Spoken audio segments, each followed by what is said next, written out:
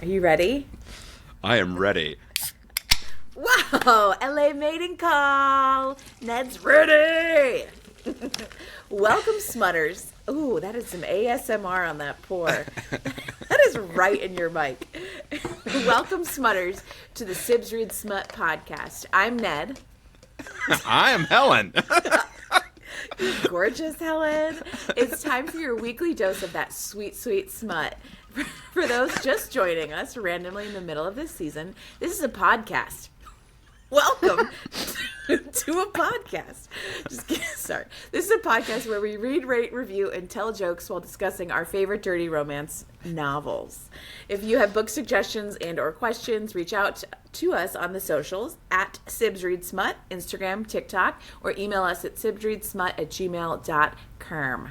Okay. Today, on today's podcast, we will be discussing insert title here by author. Ned's never going to let me do this intro again. We are reading Every Summer After by Carley Fortune, which we did, and I have mispronounced in my head for years. I thought it was Fortune. Me too. I don't know and why, I think we mispronounced it on the last podcast. So sorry, folks, if you're running to all your friends and saying the Sibs said it this way. Don't know how to pronounce fortune because we're so poor. Oh no. But also, I kind of thought that Fortune was sort of like a Target thing. We were gussying up the last name. We were making it sound fancier. Because Canadian. Or Canadian, because she is such a fabulous author. I love this book. Okay, spoiler alert, we do talk about this book from start to finish. We talk about it full. Beginnings, endings, and twists are all fair game. If you haven't read the book, really stop and go read this one. I adore this book. And this was my second read. This was your second too, right? Mm-hmm. I love this book even more the second time. So go read it first and then come back and listen to us yap about it. All right, now off we go. Ned is going to read us a brief summary of the book. Yes, very, very brief. Written by Helen. This is Every Summer After by Carley Fortune. Mm-hmm. Percy for short, is wallowing in an unfulfilled life of meaningless wang. When she hears that her childhood love's mother has passed away, she runs back to the lake where she spent her childhood falling in love with him. Percy hurt Sam. Sam hurt Percy, but not before they got in a few rounds of playing doctor. Wait, I have to get my stethoscope. Yeah, okay. Thus the thumbnail of the episode.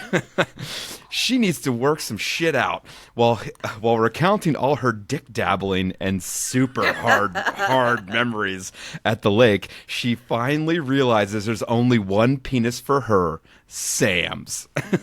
I love it. I love him so much. They're so cute. Childhood lovers. Oh, this book is so good. It is. We have on the library right now. We have Every Summer After and One Golden Summer, the follow up to this, the brothers story. There's two in this series, and both I enjoyed both of them a lot, and it's a definite read from me. So you don't even need to wait to the end for us to give you our recommendations. Absolutely read this one. But unlike books that we've read, this season as well, single perspective, which is not always the best. We don't always tend to love that. Yeah. It's all from Persephone's perspective. It's just that it's told on two timelines. It's told then and now. So my big question, first right off the bat, was: do you think the entire now timeline is the low point of the book? No, because they didn't really have any. So no, I don't, and I don't feel like I can answer that question. Also, like, there's no context right now in our conversation for the people, but because I think the downfall, what is it called? The low point is in the past when he leaves for college and they have their sort of breakup, essentially, and she cheats. Spoiler right off the bat. And that, in my mind, was the low point. And so I feel like they have spent the entire time between the old timeline and the current timeline recovering from that episode. And so it's all a low point. I mean, the last 12 and a half years would have been a low point. Okay, let's go back and give a little context to the story. But it is single perspective told on a then and now timeline. Yeah. And I think it'd probably be easier to go through because it's chopped up, it's mixed up throughout. So it's like you get a snippet of then, you get a snippet of now. And so it starts on the now timeline where she gets a call. She's just broken up with a 7-month boyfriend, her longest relationship ever, with the exception of Sam. And even that was, if you could even recall it, they were best friends, but they weren't really in a relationship until towards the end of their childhood. But she gets a call from Charlie, the brother, saying, our mom passed away. You should really be at the funeral, even though we haven't seen you in 12 and a half years. And she goes... They're like 32 or 33 now. Yeah, so she goes, I gotta go. And she gets off, or she immediately leaves to go back to the... She gets off. Whoa. She gets a call that somebody died, and she gets off. Kerr sploosh. And she immediately finish that sentence. Yeah, finish her off.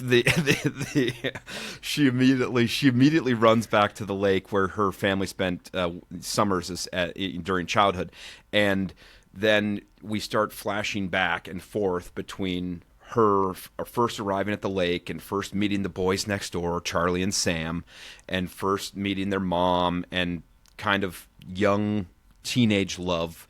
She had, I think going through the then timeline, then the now timeline would probably make more sense.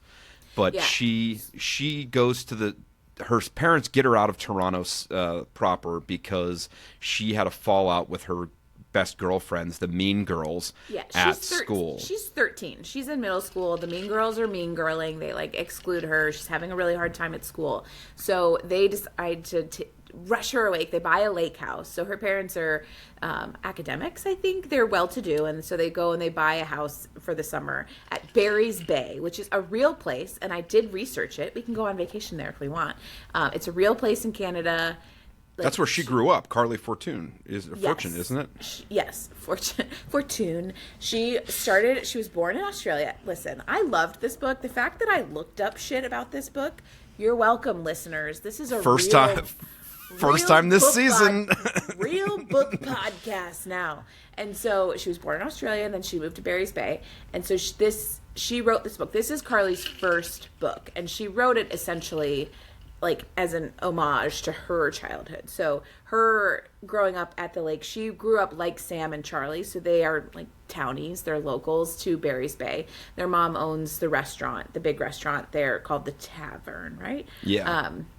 And so Percy's parents decide they need to get her out of Toronto. They buy this house. They go up, and they're expecting her to just chill and read books and not do anything all summer. And of course, day one they show up, and these little 13 and 15-year-old hard-bodied boys from next door show up. And Charlie is the older brother, and he basically is hey, I'm trying to have a girl over tonight. Can Sam stay here and hang out with you, Percy? You guys are the same age. I'm sure you'll get along. He just really doesn't want his younger brother at home. And so then Sam and Percy start a friendship right off the bat, and they are really close. And then they it's just so well told. I adore Carley Fortune and just her ability to write. I genuinely felt like I was back in grade school with a best friend. They were literally making the string friendship bracelets that they share, and that's their big thing. They go through their youth together, and so he lives there obviously full time. She goes back to school. It does make me laugh. Remember when you're a kid and you're lying, you're yeah, I have a boyfriend, they go to a different school. That's what it felt like to me, because she has this Sam, but they just email during the school year, and so neither one of them are really they don't feel real during the school year, and then in the summers it's they hang out all the time. So They become really close over the like teenage years. When do they start? When do they start doing the like? When do they start getting romantic? I don't really know that. I mean, it was years. It was a long time. 16 or 17, so like 3 or 4 years. Yeah. Yeah, three or 4 years. Well, and she's kind of dating another guy. So they go up there more and more increasingly over the years, starting with summers, then Thanksgivings, then Christmases. Well, then a lot because of the friendship of Sam and Percy. Yeah, like Percy wants to go. They're best friends. Yeah. But yeah, Sam and occasionally Charlie are her best friend. Sam's her best friend. Charlie's kind of there. Charlie's a dick in this novel for most of it, really needling Sam and kind of. They're both not. So first and foremost, this book, both their parents die. So parent death, like like the opening page is like Percy, mom's dead. Like Jesus. Well, and we come to find out that in the then timeline, when she first moves up there, their dad had just passed away, like right before that as well. Heart attack, drop dead at the restaurant. Yeah, and so neither of the boys are dealing well with it, nor is the mom really. The mom's young, and she had the boys when she was young. So as they are starting to figure out their sexuality, they get coming of age, their sexual awakening. They get much more into starting to make out, starting to kiss. She's dating a guy for back home, and Sam is just not pulling the trigger, and Charlie is just really needling him about it and being a real dickbag about things, and Sam is obviously jealous and wants to be with her, but not saying or doing anything about it. And finally, Percy kind of puts everything on the line. And Sam is like, well, we have time and blah, and all this kind of stuff. He's like, you're my forever girl, but didn't really do anything to back it up in the then timeline. I mean, they're tweens, they're and young. And when they get college age, so, 6 years into them knowing each other or whatever, he is leaving for this med school program. Med school. And she, that's what I just said. I know. Oh, he's going to be a doctor. I'm putting on my stethoscope. Yeah. He's going to be he wants to be a cardiologist too. Cardiologist, because his dad died of a weird heart thing. And so he leaves for school and kind of is ignoring her. He's having a rough time, but he's not explaining to her what's going on. He's just pulling away. She's feeling very, feeling the distance, feeling like he wants to break up with her. They're in a weird spot. He wants to take a break. He's friends with this group in the dorms, and one of them is a girl, and she's feeling very, hurt by this insecure, and thinking, and gets this email from him saying we need to spend some less time talking to each other, whatever, and with no context or anything else, and then she fucks Charlie. And okay, well, that jumped. You jumped through quite a few hoops. That's like the end of. Well, no, I understand, but it's the end of the book, but that's the end of the now. For the reader, yes, I agree. That's the end of the now timeline. But for the reader, you don't find that out until the very end. So that there's like this big event that like cut this. That like so Charlie and Sam Sam and Percy have not spoken since college. Like there was a big event and the communication was cut. So I think it's also very important. Years.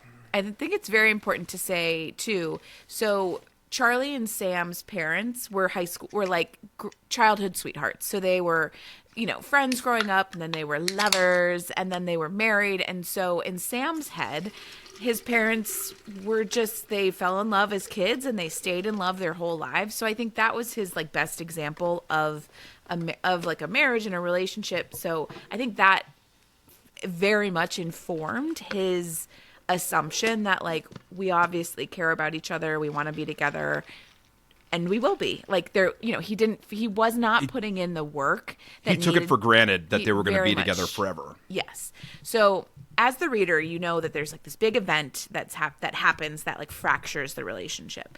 So, and then back to the book. So then the reader, as you find out, the first thing you hear is that the mom is dead. So she's like, okay, I'm going to go back to Barry's Bay for the funeral. And she drives up, she runs into Sam, and immediately there's like tension. A connection. Like things go right back to what they were. And Charlie's the one that calls her. And Sam doesn't know that she's coming until she shows up. And so she starts getting the downtown rumblies right away. I mean, she's like staring at his butt. You know, she goes to the old restaurant, which is closed for the funeral and everything else. And he answers the back door, or sees her at the back door. And as they're going into like Sam's going to go get her a drink, she's just like totally scoping out his buns, you know, walking in, and it's hard chest and his big shoulders and his t-shirt. Which the other thing I text you about too, which I was like, there's a lot of bangs talk in this book. Like, so there's two huge instances of her cutting her breakup bangs. So she broke up with her friends in the then timeline, and because she tried to cut bangs like the cool girl to try to fit in with her. And then after the breakup in the now timeline, she cut bangs again. She's like, they never look good on me. They're not great, whatever. And she regrets it every time. The best part about, I will say, the bangs, I was like, oh, there's only like 2 instances of the bangs. Didn't stand out to me. But upon reflection, you are very right. So the whole reason that the parents bought the Barry's Bay house was because she cut those bangs. She's 13 years old. She cut her own bangs. It wasn't going well. Things looked really bad. And she finds like, oh my God, I need to go out and tell my parents and show them what I've done. She like walks out of the bathroom with scissors in her hands and her hair just a mess. And her parents thought that she was going to like kill herself, like cut commit herself suicide. Or do something like really drastic. And she was like, no, I cut bangs. And they were like, we need to leave town. This is an emergency. We need to get her out of this school. We need to get her out of this environment. And so her first bang cutting caused her to go to Barry's Bay. So you are right that it was pretty big on the bangs, but that's really the only two times. But they make jokes about the bangs because then throughout. Because the now timeline, it bounces. It's the now timeline takes place over the course of like 2 or 3 days. Yeah, the then timeline goes over 6 or 7 years. And it was fun seeing the evolution of the relationship between Delilah, who was the mean girl who broke up with her to start this whole cascading of events off. Agree. And then them getting back together as friends, and then becoming even coming back together as friends in the then timeline, and then their friendship progressing for years, and then Delilah gets cut off along with Charlie, along with Sue, the mom, along with Sam when the whole incident happens, and she breaks up with everybody that she knows pretty much, and hasn't talked to any of them in over a decade. And so now, kind of worlds colliding, she's reminiscing about all these old times, and over the course of this weekend trying to combat her feelings, but not really. She's still in love and has never gotten over Sam this entire time. And that like one of the big themes is the miscommunication and like wrong. What was it? Right person, wrong time. Like tropes. Like the friends to lovers and stuff like that. Where it was, I wanted to during this book go just have a conversation and everything would be solved, but it's more complicated than that. I was going to say, I feel like it's not that simple. It's not one conversation could solve things. Yes, and I, but it's if there was more open communication between what they were doing, there would have been way less misunderstandings.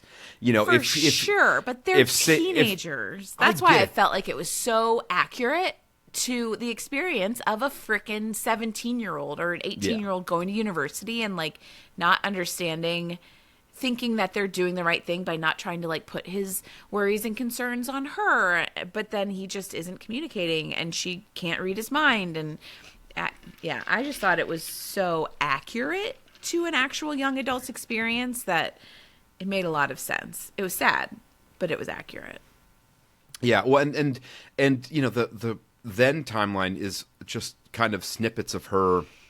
She wants to swim across the lake, so Sam, becomes her swim trainer, and the making of the friendship bracelets. You know, remember Camp Calvary back in the day? They had the whole friendship braiding class in there too. I had a whole. That's why, like, she brings out her thread.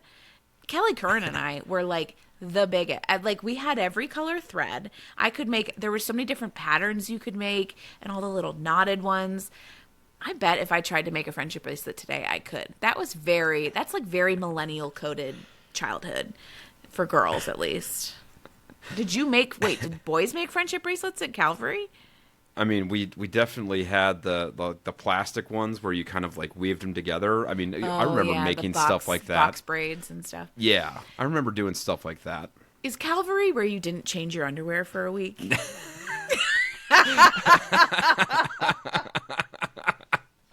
Oh, Helen, you want to bring that shit up? You're the one that didn't shit, apparently. We were swimming in the lake every day. I was wearing swim trunks half the time. I didn't need to wear new clothes. Oh God. Wait, hold on. I feel like Charlie. I'm gonna put a picture of your bowl haircut on here in the middle of this fucking thing.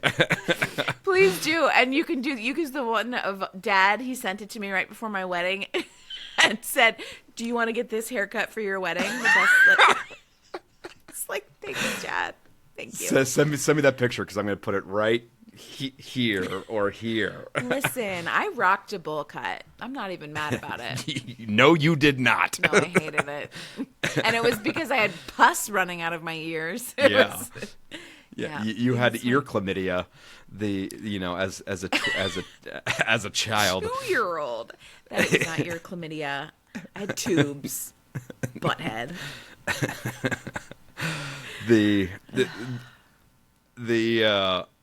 Delilah. Should we like throw shit at this is fun. This is kind of fun. Remember when you had like a reading disorder and you Oh, well, reading disorder? I still have a reading disorder. What are you talking about? It doesn't just go away. Well, what? Yeah, but you had to like take extra class. You had to go to see that lady, and then I was jealous that you got like to see an extra lady, but I don't have reading disorders. Well, it's a sequencing disorder. It's mild dyslexia. Did you have extra time on tests and stuff? No. Oh, no, they you wouldn't. Should have. If you were universitying today, you would have like 12 hours of extra time. Yeah, we weren't babied like that back in the day. You know, a bunch of soft, pussy willows.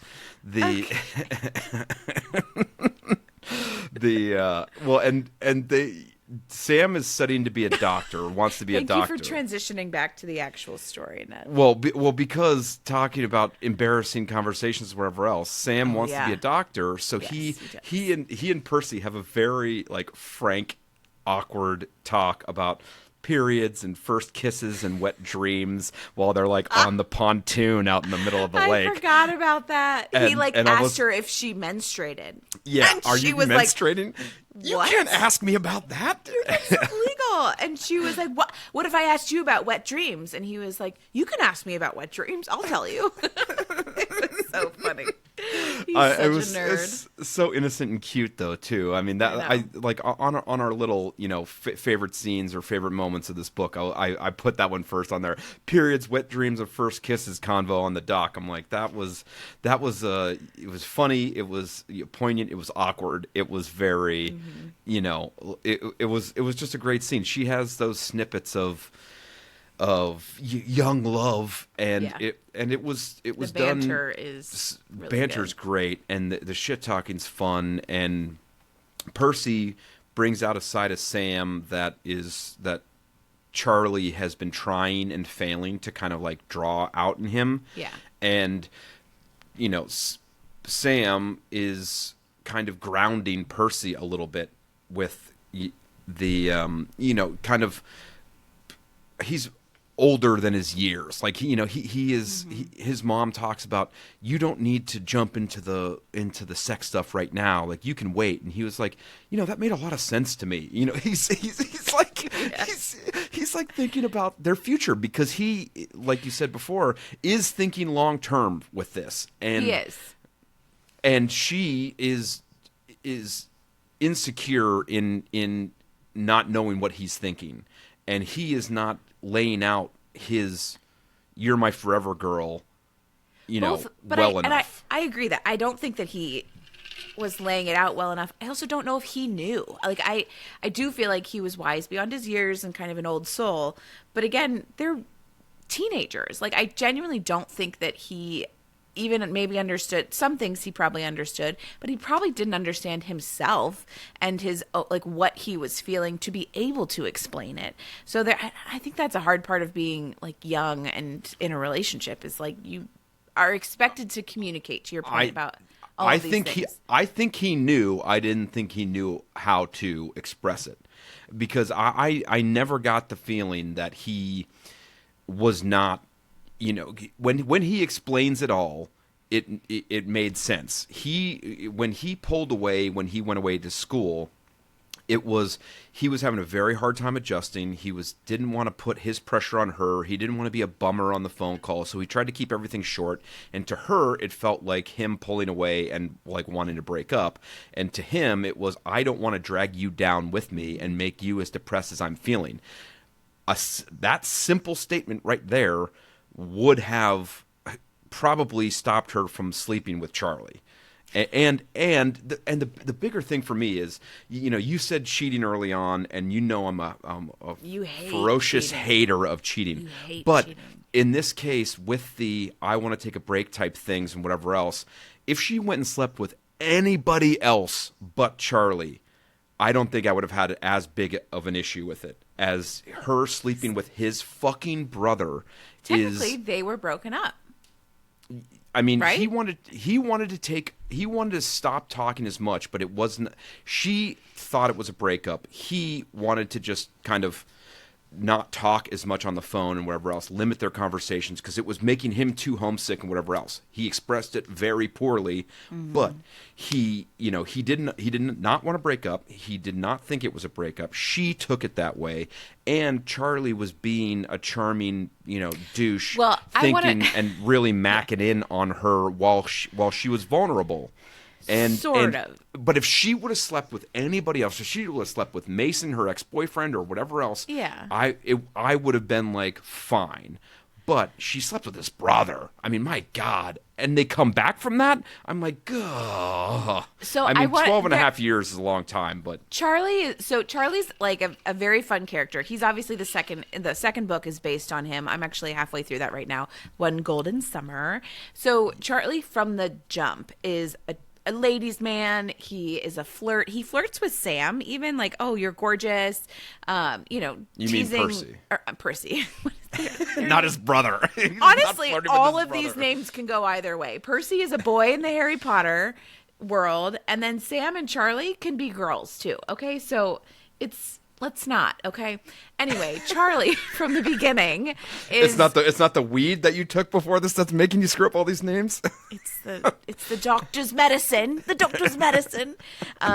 So he's a flirt. It's established. I think he's a ladies' man. He like flirts all the time, and I think he really sees, to your point earlier, like he sees Percy as a friend. They all hang out together. The three of them do spend a lot of time together. Oh, and they work together in the mom's restaurant. Together.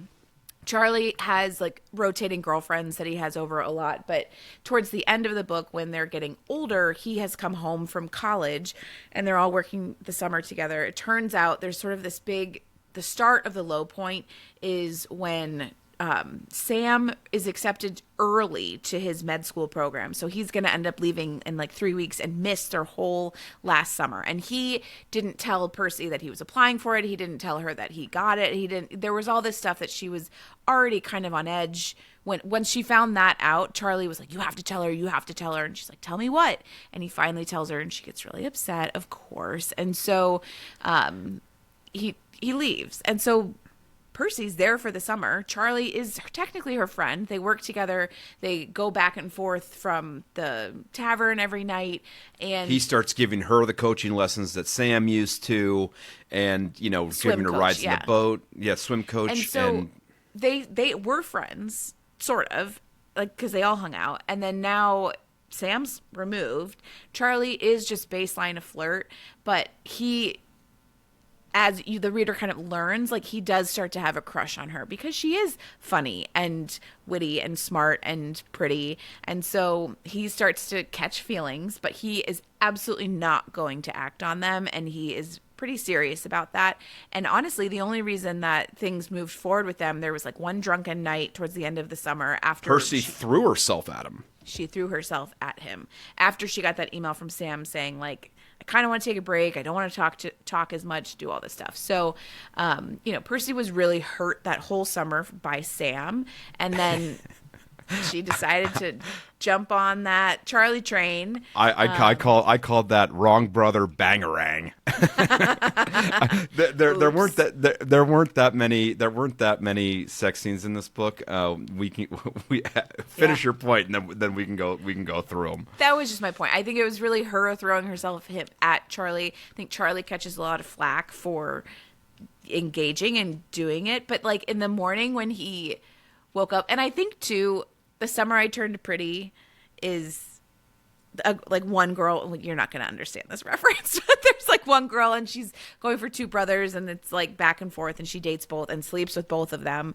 And so it's a whole thing. But I don't know. I think Charlie woke up the morning after they slept together and like rolled over and was so excited to see her. I think in his head, he was like, she chose me. She actually likes me.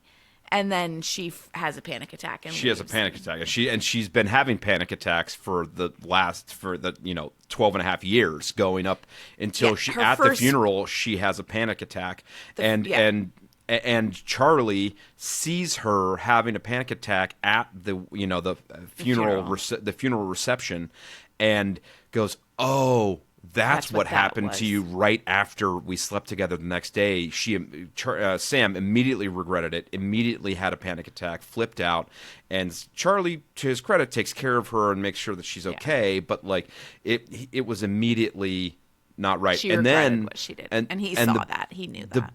The big reveal, to me, was that Sam has known this whole time, all along. Charlie, he comes home from college for Thanksgiving and proposes to Percy, and Sam proposes to Percy, and she turns him down and says, "No, I can't. We need more time. We need to take a break." And then she goes back to the city and never calls him again, and never reaches back out. And she realizes a couple months later that she fucked up and tries reaching out, but Sam is not taking her calls, not talking to her, whatever else. And we find out that that was Thanksgiving. Over Christmas, he's desolate. He's so just crushed that Charlie tells him what happened. So he's known for the last 12 and a half years. And he was pretty vicious in that conversation in the now timeline, and was like, was he better? Did you like it? Whatever. And it was like, that was a pretty brutal scene. He knew he was being brutal too. It was, yeah. Her reaction to that, I loved, because she was like, I have thought about this conversation every way that it could possibly go. He could be angry. He could be mad. She was like, I did not expect, because it was like, he was like, did you finish? Or something that was like really explicit and like pretty terrible and cutting. And so she was like, that, I didn't think that he was that kind of person. Yeah. And she has another panic attack running out of there. And that's when we find out that Sam already knew. And, us telling the story of this is making it way more complicated than the actual phenomenal writing of this book. We're jumping back and forth like they are, and it's I don't know, listeners, is it making any fucking sense to you? Hit us up in the comments. If it's not, subscribe. Yeah. Hit subscribe. Most of our conversations go like this. But I have 1, 2, 3, 4, 5, 6, and this book is, I would say, low medium. Yeah. We can get to our rankings, but I have. He sucks on them titties, though. There is a scene. I have six different scenes. Starting 53% in. You scared, honey? Here's my lips. So she watches Blair Witch Project by herself at home in the cabin, and she does not want to stay home alone. Yeah. So he goes over to her house. Sam sneaks her in and puts her, and she's like, can we just sleep in the same bed and whatever else? So they sleep in the same bed, and he's like, twin bed, rubbing up on her, and they that's when they like kiss for the first time. Oh, and Charlie, being a dick the whole time, steals the first kiss during a game of Truth or Dare in the then timeline. It's like Charlie is just being a real dick, and I think the second book really highlights that he is deeper than what we see in the first book. But and then he was her first kiss, and then I think that was her first sex too. Yeah, right? that was the first time she had sex. So Charlie took the first kiss and her virginity. I mean, she had people had played in the kiddie pool down there a couple of times, like Mason. Ned. I think Mason rocked the man in the boat. In this political environment, pick a different term. He really Epsteined, down there. They not funny. You're gonna end up on a list, and then. 61% in, dry those tears and lick me. She covers his mouth to stop him talking, and he sensually licks her palm and gets her all horned up. And that's in the now timeline. Like he's crying over his dead mom, and she. Like it's like you're a good guy, and like goes to stop him talking, and he just like licks her palm, and then they're full on dry humping in the front seat of her car. There's nipple biting. He's got jizz pants. It turns into a whole thing, and that was it was a relatively steamy scene. It's explicit. It's not closed door. Like the sex scenes are sexy. Yeah, and there are a couple. There's no Charlie semen swapping, but the Charlie one was behind closed doors. But 70% in, you want to play doctor. It's a very erotic anatomy lesson. I've got my stethoscope on, and hang on, I've got more things from my daughter's doctor kit. We can take shots. Everyone want to do shots, or I can hit your knee. God. What else? And then we've got an otoscope. Is it otoscope? Otoscope. All right. Jesus. You get a A+ for your checkup. Oh, LA mating call. And so it's he's giving her a very erotic anatomy lesson and pointing out all the names of the muscles and everything else. And there's some light fingering that happens, and then the funeral was in the now timeline was sad and funny.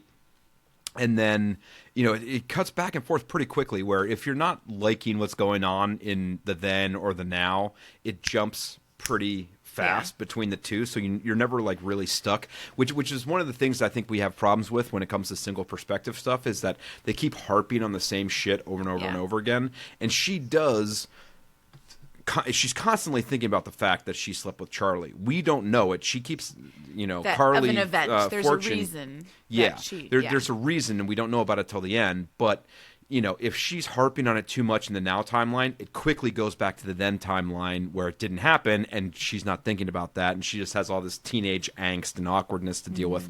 So it's like, if you're not liking her in her head about one thing, it quickly goes to another thing, and it kept the pace going pretty well throughout most of it.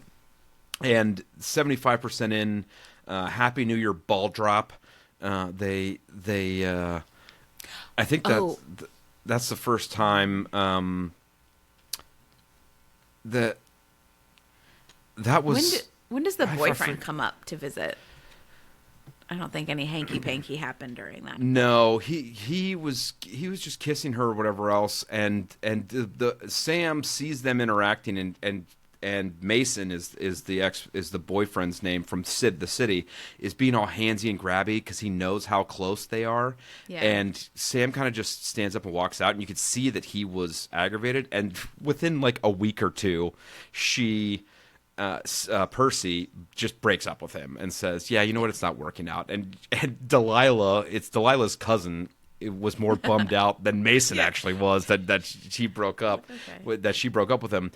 But Carley Fortune has some great Fortune has some great sayings. One of them was she gets drunk in the Now timeline and she goes, hold on, what was it? It was she had gotten drunk the night before, drinking a bunch of tequila or whatever else. And she says this line where it's like, I woke up and my mouth tasted like I had licked the floor of a dirty bar roadhouse or something like that. And it was just a great line, you know. And then when she's talking with Mason and the calls with Mason are kind of petering out or whatever else, her dad pulls her aside and goes, "Every time you talk to him on the phone, it looks like you're trying to go to the bathroom after too much cheese." And in all these other books too, we've talked about the fact that like they never go to the bathroom or do anything. And she's like, she's driving out for the funeral in the Now timeline, and she's like, I had to make an emergency Tim Hortons stop, because I had too much coffee in the morning or whatever else. She didn't explicitly say she needed to take a shit, but she did. She got a bear claw and another cup of coffee, and it was like, but it was very. It was Tim Hortons is very Canada coded too, like yeah. Mm-hmm. Yeah. And then I ran into a moose. I don't even remember what the Happy New Year ball drop was, but that was another one. And then there was the 82% was the rekindling copulation. So her and Sam in the Now timeline have sex again, and she's like, before we go any further, whatever else, I have to tell him. And he's like, we can wait on that, and he does kind of explain that he had a very rough time after she stopped talking to him. He was fucking around a lot in college and was getting shit-faced all the time. He hit on Delilah, the childhood best friend, and then like they pretty much go from that pretty heavy conversation to just him mouth-sexing her. And then, they bone for the first time ever. This is their first time having sex. And he, dick dogs are there pretty quick, and it's pretty hot. And then he professes his love to her, and she goes, "I fucked Charlie." It was like, oof, okay. The timing was yeah. Mm-hmm. And then literally cut to the then timeline, and then it goes back, and it was like, oh, cliffhanger. It was a great scene. And then 90%, which is the last kind of sex in the book, was the wrong brother bangarang, and Charlie puts the moves on, but Percy initiates it with him, and then the vicious conversation in the Now timeline, and it kind of goes back and forth. We see the fall in the then timeline. We see the fall of Delilah and Percy's. Friendship. Delilah is a very sexual person and always has been, and always kind of been a little boy crazy. And when she hears that When Percy hears that Sam hit on Delilah at a party, she goes, "Well, you were probably baiting him. You were probably being, snake." Really? And I was like, feminism. She called her a slut. I was like, feminism fail for sure. Like that is, sure. It was it's against girl code. Yeah, and it was like, wow, that was a pretty. And Delilah, to her credit, stands up for herself and goes, "I won't be spoken to that way. You can call me back and apologize. When you can speak to me, without being offensive." And they never speak again. I mean, 12 and a half years. They after the funeral, she because once she and Sam sort everything out, and she really realizes that like Delilah really didn't, because I think Sam was telling her about when he was having a really hard time in university, and he said, "I ended up like hitting on Delilah, and that was my lowest moment." And then he decided to like get clean or like stop drinking and start working on himself after that. He knew he hit rock bottom when he hit on Delilah. And so Percy hearing that version and knowing that like what Delilah told her was true, then she was like, oh, I really am a shithead. I can't believe I said that to Delilah and ruined our friendship over it. And so she ends up calling Delilah at the very end and apologizes, and Delilah's like, great. Why? Like, really, why did it so take? long? Why did it take you 12.5 years to get back to me about this? She forgave her, and they rekindled their friendship, which was a nice little bow on a side story, on like a side quest of this novel. So and when I like the parents muddling through like the sex talk with Percy as well, yes. Going like, you want to work with this boy and you see him every day too, and they're kind of like, you don't, you're dating a nice boy in the city and all this other kind of stuff, and her parents have like never talked to her about sex ever, and no. Sue, Sam's mom, kind of gave them you're too young for this, you shouldn't be doing it, but there's condoms over there, like whatever, her parents put a box of condoms in her bag. Yeah, well, that was when she was like 17 or 18, going back up there. That's true. Yeah. That was a little bit later, but it was kind of crazy. But also, there was just like an undercurrent of she was ready for sex well before Sam was. Yeah, and Sam, maybe not well before he was, but well before he even knew how to approach her about the conversation. Like, she was already making out with guys in the city, and then them talking about their first kisses, which weren't each other. And Charlie was Percy's first kiss. Percy's was Sam or Charlie. But not Sam. And Sam kissed a girl at a dance, and at the school or whatever. And her, they live completely separate lives. Yeah, except for the summers. So do you think that now that we've muddled through this entire explanation and really fucked up telling this story, you're welcome, dear listeners. The low point starts, at when the then timeline stops and the now timeline, up until the now timeline. That's her whole low point, right? She's never been in a long-term relationship. She's been banging around, getting dicked down by all these, losers that she never connects with. Dabbling.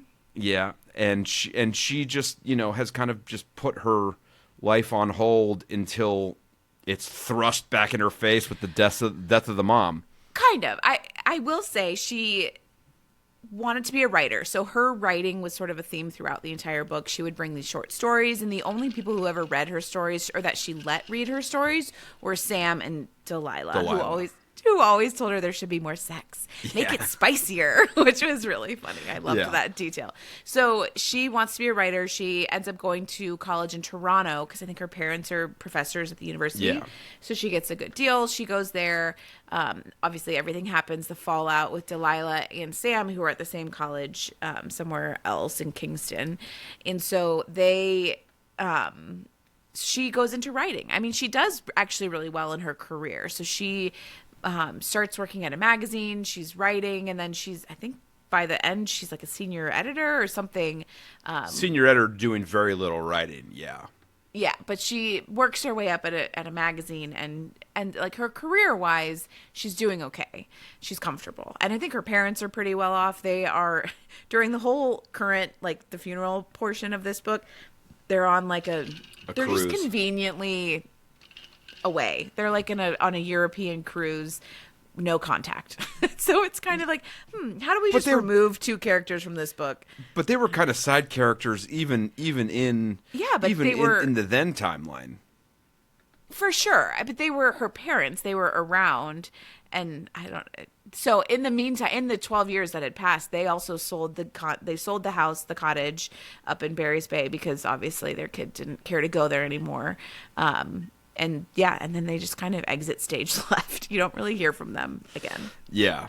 And the now timeline takes course over the course of 2 or 3 days. So it's like, they're on a cruise in Europe. It's a little different. What, I think we touched on this earlier on, but what tropes do you think this kind of touches on? Friends to lovers. Childhood sweethearts. I mean, second chance romance for sure. Second chance romance, brother fucking, dead parent. Yeah. Dead parents. I mean, both dead parents are yeah, dead. They doubled down on that dead parents thing. Oof, that was sad. Yeah, double penetration. Double penetration parent death. Jesus Christ. Yep. Mm-hmm. I think playing doctor should be a trope. Nostalgia. I mean, the kind of look back.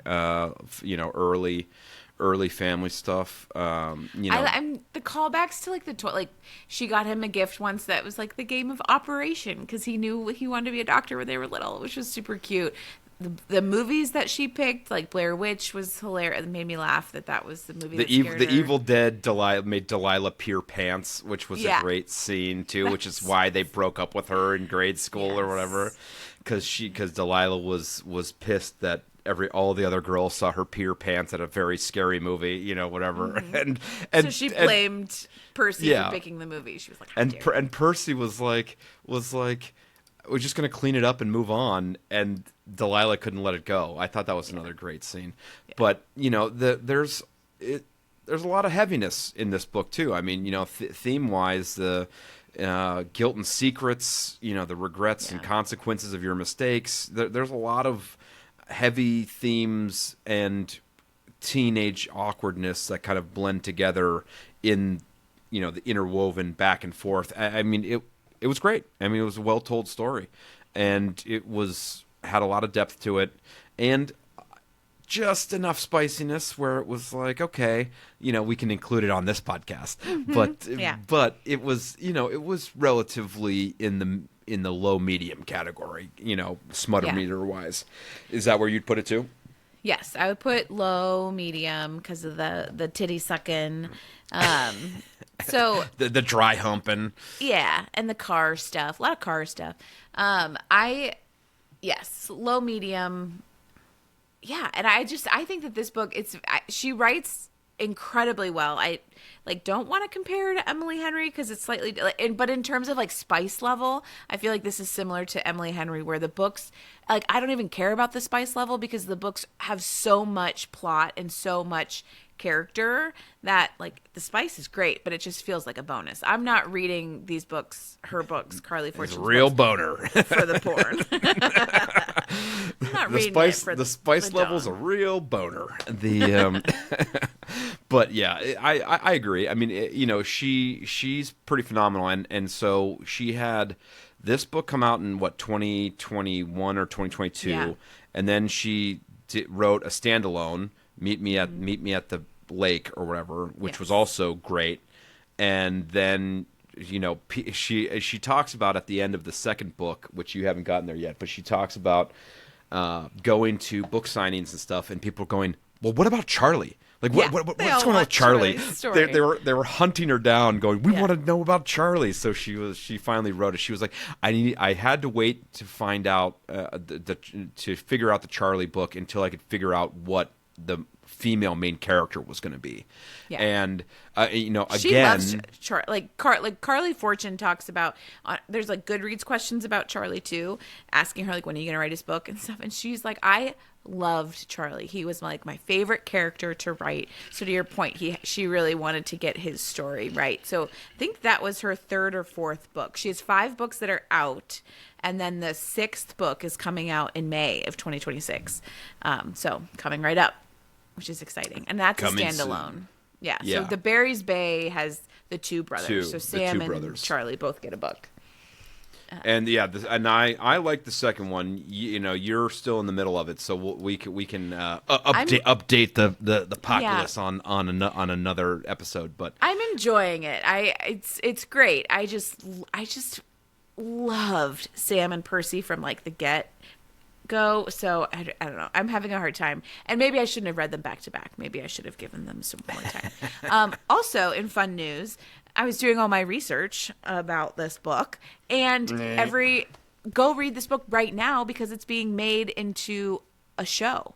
So every summer after is, I think, being made into a show. And then her second book, Meet Me at the Lake, was optioned for a movie. And I could be flipping that.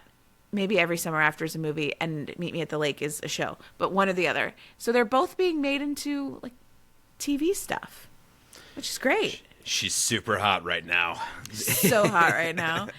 Harry and Meghan's production company. So it might never get made, actually. They're in charge. But they're the ones that optioned Meet Me at the Lake. So every summer after is a different thing. But yeah. Carley Fortune's very hot right now. Do you know what we're reading next week? Not even. Oh, wait. No, not even the small. Wait. God, you said something about something on Kindle Unlimited. I don't know. What are we reading? We are reading Cash by Jessica Peterson. Fuck, you did text me about that. I forgot. Yep. This is a first read for both of us, I think. Yeah. I've heard great things. I've read a lot of other Jessica Peterson. There are two other series. The Southern Charmers series I've read of hers, and that was all about Charleston, I think, North Carolina. And then there's another one about a bunch of football playing brothers that live in the, that run a resort in the north, outside Charleston as well. And I had, me loving a series. I think that the Southern Charmers had 3 or 4 books in it, and the Hoteliers football player ones had 5 or 6 books in it. So, I've read a fair bit of it, and it's spicy meatball. So, I'm excited to see what Cash is like. To me, it was very L. Kennedy-esque, with the, good athletes, spiciness. Good spice. I lost one of my fucking AirPods, and I'm so still pissed about it. I can't find it. I'm like, it's going to show up, but I need both. I need to reorder headphones. I'm going to order that link I think that you sent me, or there's some other ones, but I listen on the train, and so having one ear in, I'm so worried that it's going to fall out and the whole train's going to hear my smut. So I'm really like, I should get just like the overhead, I should just get real headphones or something instead of the pods. If your AirPod falls out, it does just mute it. It just says pause. It doesn't just turn on just speakerphone. Listen, I had something in college where I opened an app and it was a game. It wasn't college. It was grad school. It was even worse. And I opened a game on my phone in the middle of class because I was like, I'm just going to, I'm bored. And the music went off. And the teacher was like, Helen, what are you doing? I got yelled at in front of the whole class. Well, you didn't have, but you weren't even using headphones, so this isn't even a fair comparison. I was so burned by that moment that I do have just a constant fear now. And the shitty part is I lost the left ear pod, which was my favorite one to wear, because where I sit at work, people can't see my left ear. So my right ear is the one that people can see when they're walking by and looking at me. And so people just don't know that I'm listening to a book. And so now I just have the right ear pod. Sneaky. I gotta get my pods back. Anyway. Well, on next week's podcast, we are listening to Cash by Jessica Peterson. If you're liking our bullshit, please. It's cowboys, right? It's cowboy smut. So be prepared for our hats. I'm gonna bring a horse. Horsing. Hope hit that horsing. Hit that rate, subscribe buttons, please. Generally, golden shower us with praise. Were you Thanks for listening. Jizz? Yes, jizz us with praise. Thanks for listening, and tune in next week, Smutters. Stay smutty. Stay smutty.